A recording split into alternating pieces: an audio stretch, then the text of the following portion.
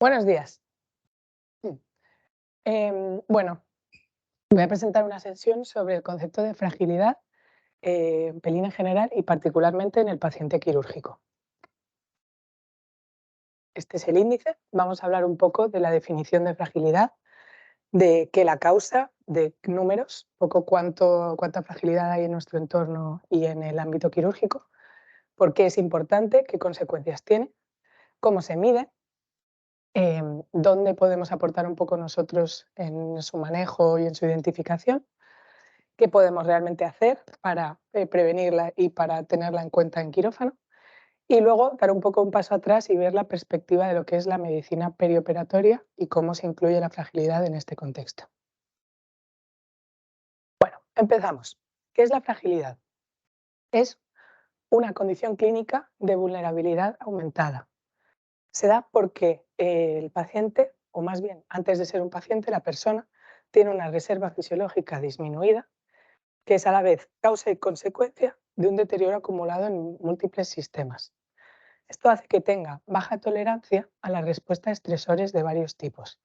Entonces, que tenga eso como una vulnerabilidad aumentada a poder padecer eventos de salud negativos. Y no es una situación fija, estanca, de la que no te puedes mover, sino que es un espectro continuo. Un poco, este es el láser, sí.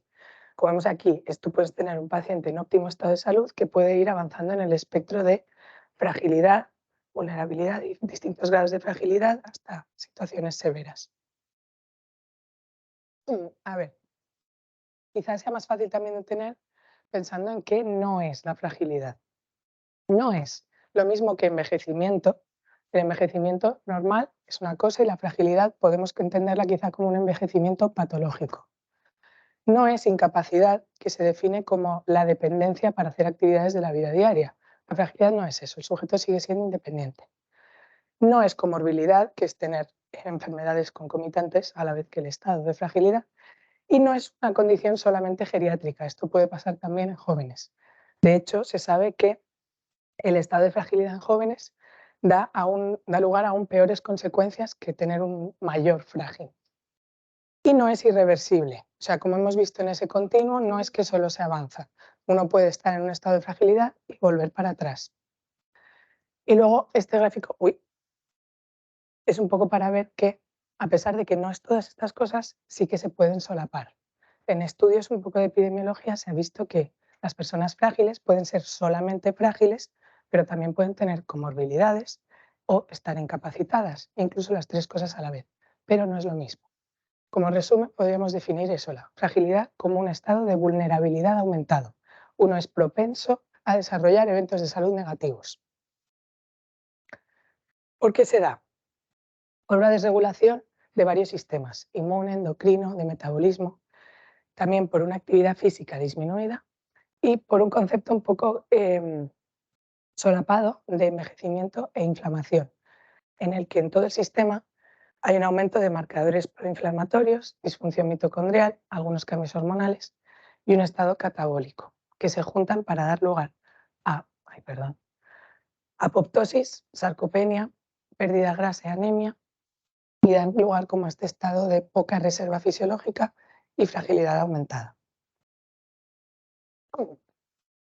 Factores de riesgo que pueden dar lugar a llegar a este estado de fragilidad.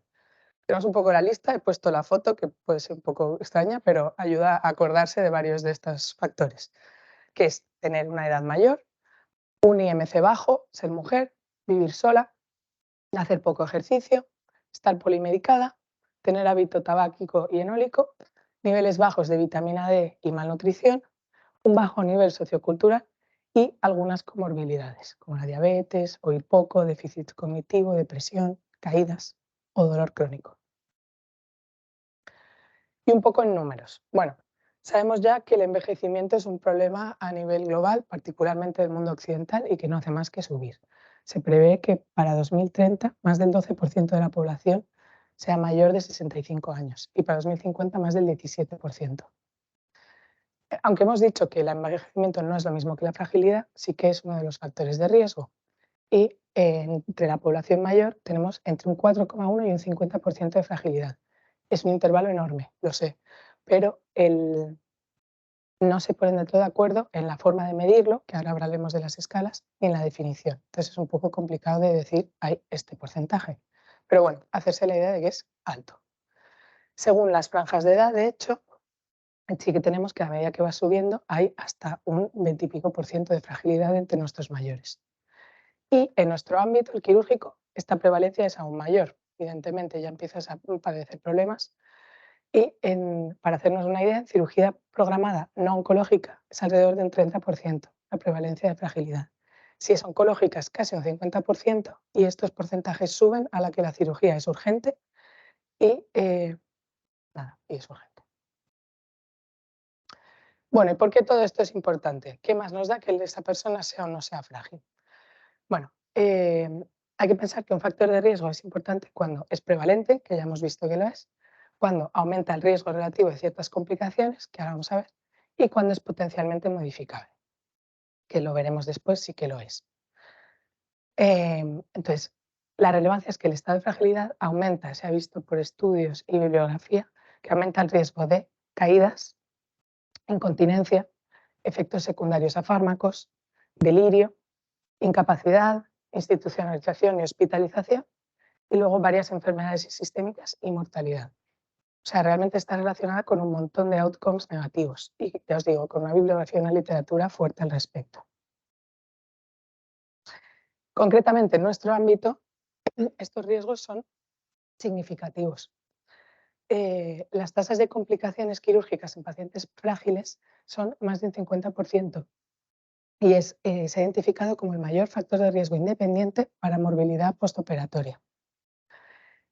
Para dar así unos datos concretos, el riesgo, o sea, la odds ratio de padecer morbilidad, mortalidad y reingreso después de una cirugía es el doble en pacientes frágiles. El riesgo de institucionalización es 5 veces mayor y el alargamiento del ingreso y el coste de paciente por ingreso está, según el estudio, entre 1,5 y 6 veces mayor en pacientes frágiles.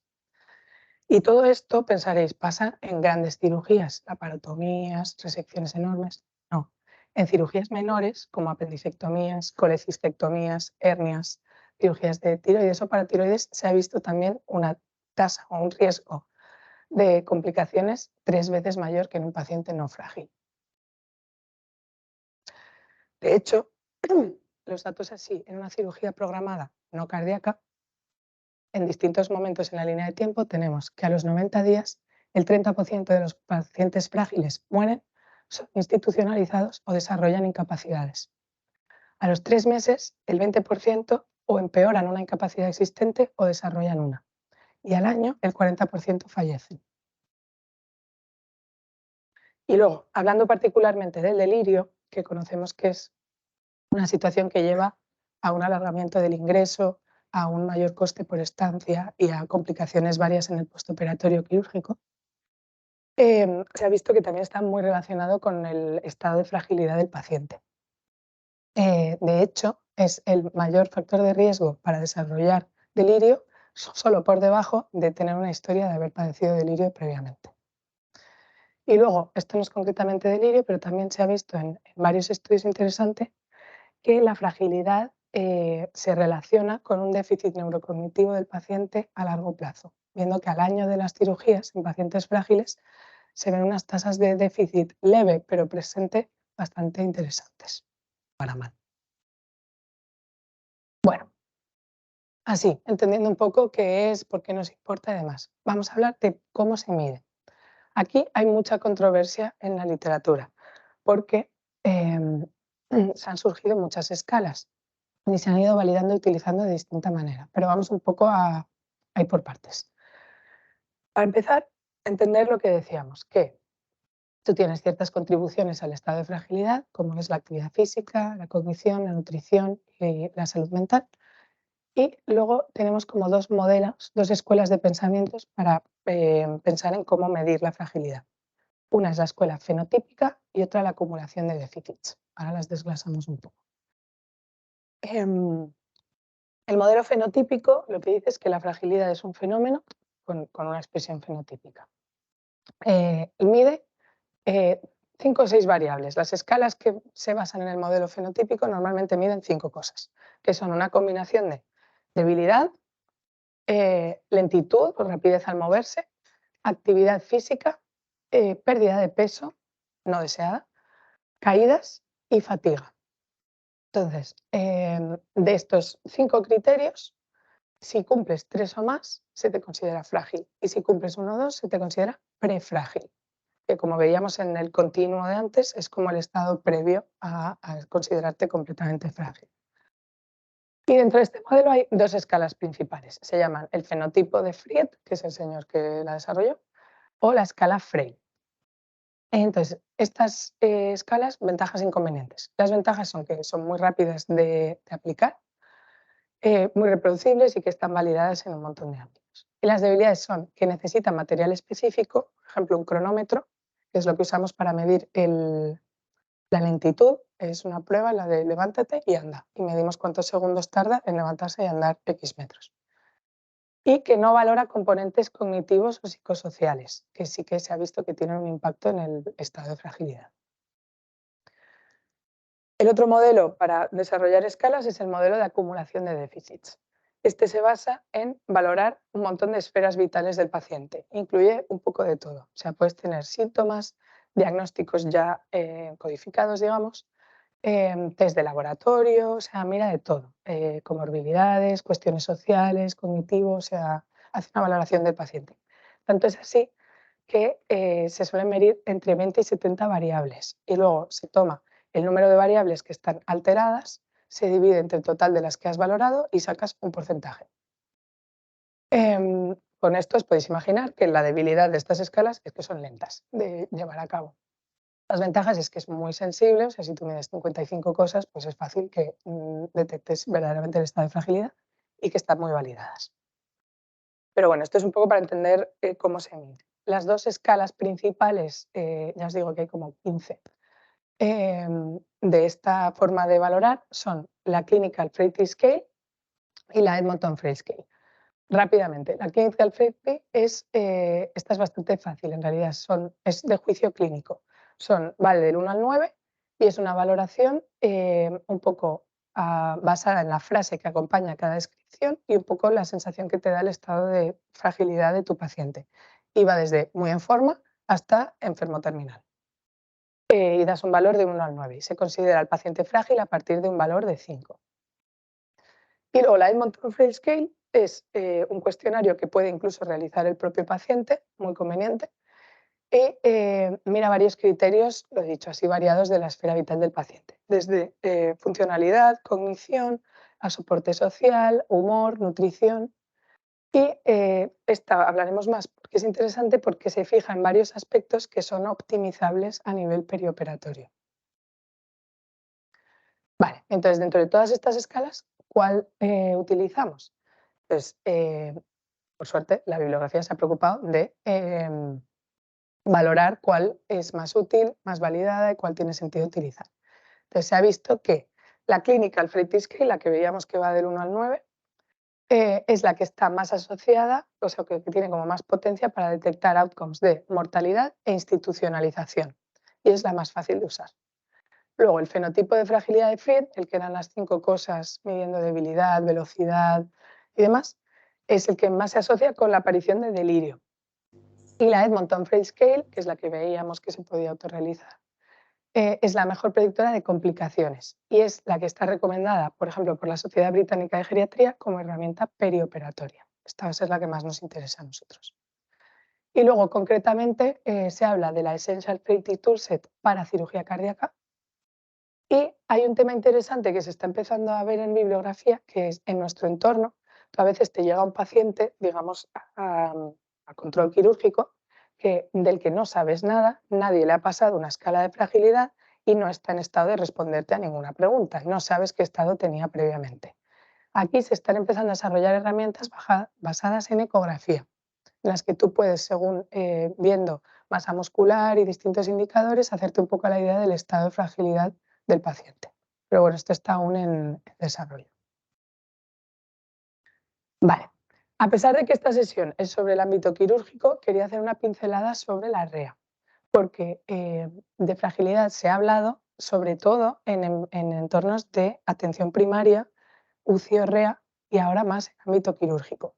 Pero creo que es interesante mencionar que en el entorno de críticos este concepto se está empezando a utilizar bastante como un poco guía de las decisiones, de la toma de decisiones. Dado que la fragilidad es lo que se está relacionando más con los outcomes negativos, se está intentando que se tenga en cuenta el estado previo de fragilidad del paciente, preguntando a familiares o incluso al propio paciente en estados mejores de salud, para tomar decisiones de limitaciones de esfuerzo terapéutico, de implementar distintas terapias de soporte vital, y puede ser mejor medidor que la propia edad del paciente, que no tiene por qué relacionar con su potencial desarrollo de outcomes negativos.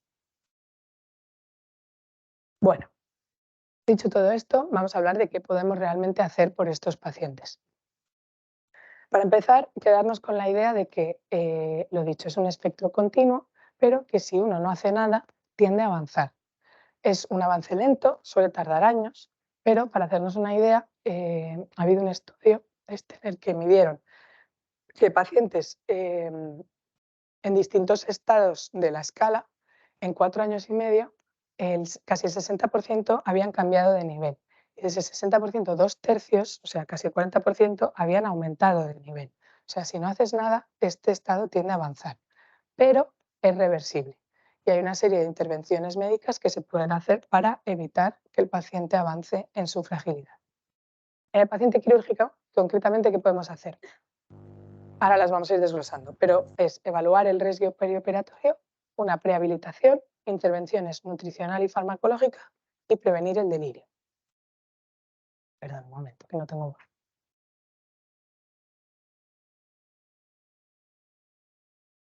Bueno, la evaluación de riesgo perioperatorio. Esto es básicamente identificar al paciente, o sea, definir y cuantificar el nivel de fragilidad de nuestros pacientes para diseñar un plan de cuidados acorde al paciente.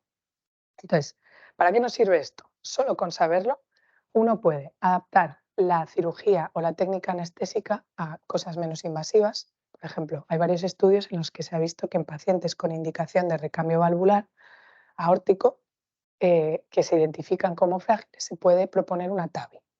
Por poner un ejemplo, se puede diseñar un plan postoperatorio de cuidados previo a meter al paciente en cirugía y esperar a que algo vaya mal. Informar bien al paciente y a sus familiares de los riesgos aumentados en su caso y planificar qué va a pasar después del alta de este paciente del hospital, y organizar un poco un soporte multidisciplinar, fisioterapia, temas nutricionales, situación social. Y como esto, quería hablar de este estudio que me pareció muy interesante, en el que se vio, se siguieron en un hospital antes y después de implementar una estrategia de cribado de fragilidad. Se siguieron la mortalidad de los pacientes. Esto duró como 11 años y a los 4 años y pico se implementó esta estrategia de cribado y se vio las diferencias entre lo que se hacía antes y lo que se hacía después de implementarlo.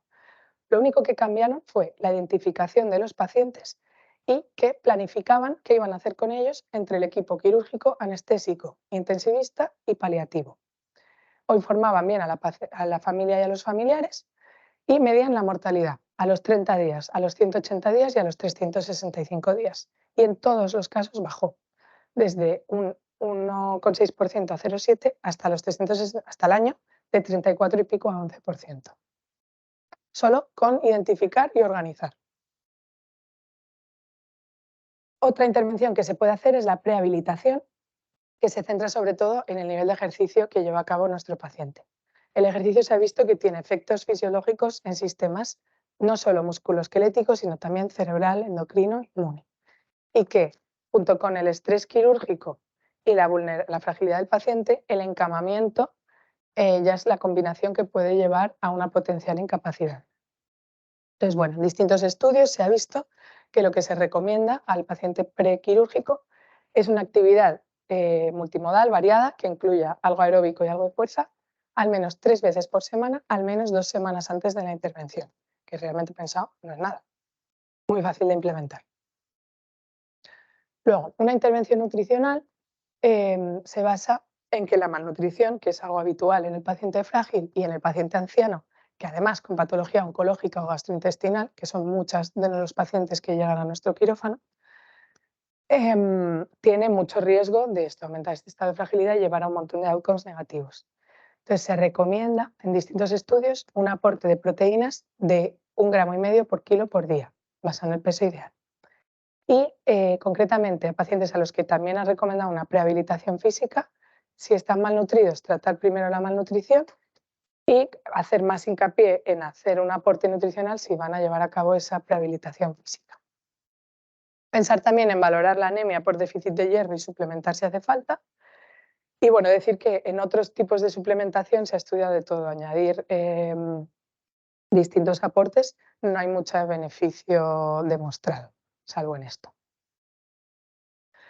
Luego, en la intervención farmacológica también se han estudiado variedad de compuestos con no mucha evidencia, pero bueno, mencionar cosas que se han ido viendo, que ha sido el tratamiento hormonal con testosterona o estrógeno, hormona de crecimiento, bastante descartado por la cantidad de efectos secundarios.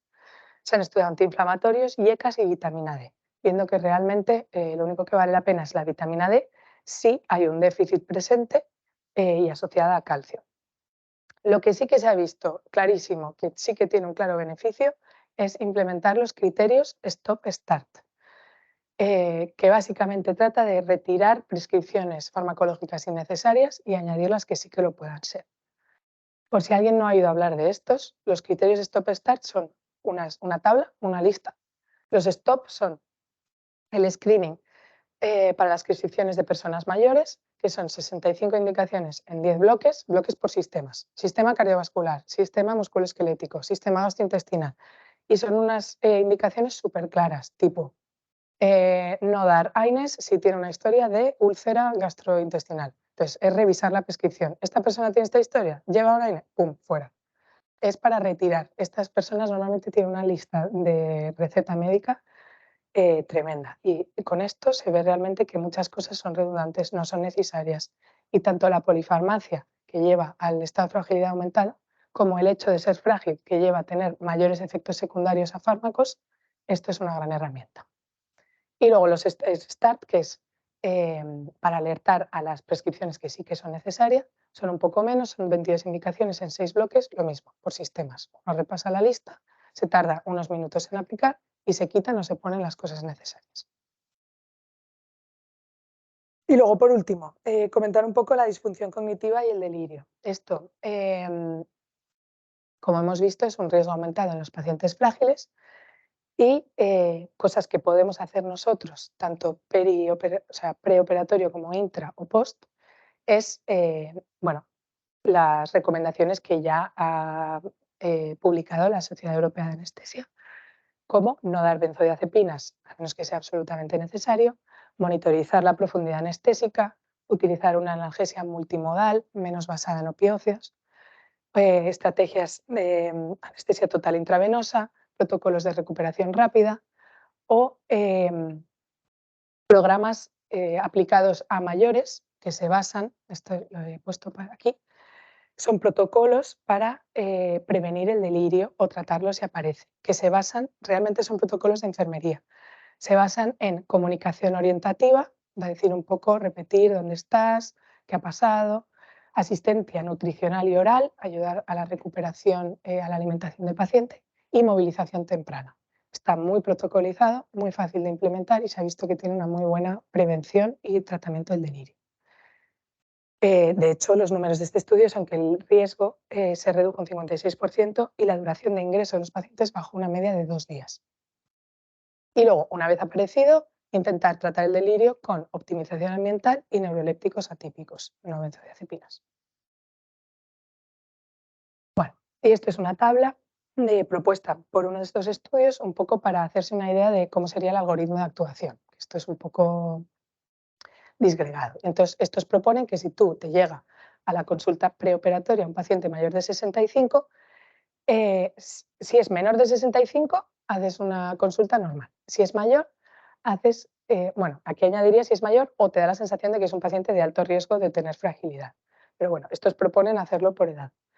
Haces una valoración de fragilidad, Que no la tiene, continúas con tu valoración normal. Que sí que presenta fragilidad, ellos proponen que enfocarse en concretamente estos 4 aspectos: nutrición, salud mental, cognición y capacidad física, y detectar en cuál de ellas es más necesario intervenir. Y en el caso de serlo, intervenir añadiendo suplementación de proteínas o hierro, organizando el tema del alta y el soporte social, tema cognitivo, implementando los programas de prevención de delirio o sugiriendo una prehabilitación física. Bueno, contado todo esto, hacer un apunte o bueno, comentar un poco el concepto de medicina perioperatoria. Esto lo habréis oído antes, pero bueno, es un poco el concepto de cuidar al paciente quirúrgico desde que se contempla la necesidad de una cirugía hasta la recuperación total, no solo en el momento que tenemos al paciente en la mesa de quirófano. Son unos cuidados centrados en el paciente, multidisciplinares e integrados. Y se ha visto que llevan a unos resultados de mayor satisfacción y retorno a un estado funcional mejor, con mejores resultados clínicos y de seguridad, menos complicaciones, menor mortalidad, con una eficiencia interna aumentada, menos demoras, mayor optimización de las listas de espera, duraciones de ingreso y con una mayor rentabilidad económica. Esto es un poco como el algoritmo o la imagen global de cómo se racionaliza la medicina perioperatoria. Pero a grandes rasgos la idea es entender que es valorar al paciente previamente a la cirugía, llevar a cabo una serie de cuidados adaptados intraoperatoriamente y un seguimiento postoperatorio. De hecho, comentar que aquí ya se había diseñado una consulta de medicina perioperatoria y un poco como de valoración preoperatoria más adaptada a pacientes de mayor riesgo quirúrgico, digamos, que no se llegó a abrir. Nos cogió en el cambio de jefatura y hubo una cuestión organizativa, pero estaba ya organizada y lista para rodar. Y bueno, dejaros aquí el algoritmo que habían diseñado para ponerla en marcha, que concretamente no utilizaba las escalas de fragilidad de las que hemos estado hablando, utilizaba otros criterios de derivación a esta consulta, como riesgo cardíaco, hipertensión, enfermedad renal, obesidad, desnutrición o grado de POC. Pero bueno, que el concepto es este, es identificar a los pacientes, hacer una valoración previa y una buena organización y hacer un seguimiento postoperatorio. Y que esta es la misma idea de organización en la que se podría implementar el concepto de fragilidad para valorar bien a estos pacientes. Y bueno, concluir diciendo pues esto, que quede claro que la fragilidad permite identificar, o sea, el concepto permite identificar a pacientes vulnerables e intervenir antes de que se manifiesten las complicaciones, adelantarse a esos potenciales outcomes negativos. Que en nuestro ámbito, el perioperatorio, la escala más identificada como más útil es la Edmonton-Frailty Scale, y nada, proponer un poco un cambio de paradigma a la medicina perioperatoria, tratar a nuestros pacientes en todo el proceso de cirugía, y a una idea un poco más integrativa de las personas, incluyendo aspectos sociales, éticos, funcionales y no solo el cuerpo que llega a quirófano. Muchas gracias.